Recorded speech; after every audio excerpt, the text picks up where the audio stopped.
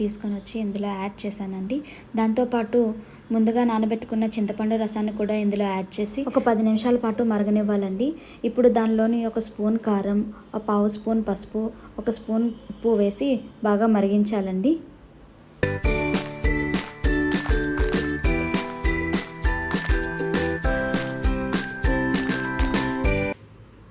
సాంబార్ 2-3 పొంగులు వచ్చిన తర్వాత ఒక స్పూన్ సాంబార్ పౌడర్ వేసుకొని మళ్ళీ ఒకసారి బాగా కలిపి మూత పెట్టుకొని ఒక 10 నిమిషాల పాటు బాగా మరిగించానండి. ఇప్పుడు కొంచెం కొత్తిమీర తీసుకొని మళ్ళీ ఒకసారి వేసుకొని బాగా కలిపి మళ్ళీ ఒక 5 నిమిషాల పాటు బాగా మరిగించానండి. అలాగే లాస్ట్లో దింపేసే ముందు కొంచెం బెల్లం కూడా వేసి ఒక 5 నిమిషాల పాటు మళ్ళీ మరిగించానండి. మనం ఇప్పటికే చాలా రెస్టారెంట్స్లో చూసాము సాంబార్ ఇడ్లీ చాలా తీయగా ఉంటుంది ఎక్కడ తిన్నా సరే. అందుకే నేను కూడా కొంచెం దింపేసే ముందు బెల్లం వేసుకొని మళ్ళీ ఒకసారి బాగా కలుపుకొని ఆపేసానండి. సాంబార్ ఇడ్లీ తిక్కుగా ఉంటే చాలా బాగోదు తినడానికి, కొంచెం పలుచగా ఉంటేనే బాగుంటుంది. నేను కూడా అలాగే చేశానండి. ఇది ఎలా